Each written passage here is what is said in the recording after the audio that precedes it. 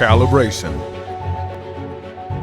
Once you've connected the aircraft and ground station, the system can suggest to start the calibration process. You can't take off until the calibration is complete. Press the button marked Calibrate. Hold the aircraft in your hands and follow according to instructions. Keep it still for a few seconds in different positions relative to the ground. Then, continuously rotate it around a vertical axis while holding it in different positions. During calibration, you can see the progress bar. To be safe and prevent a flyaway, complete the calibration process.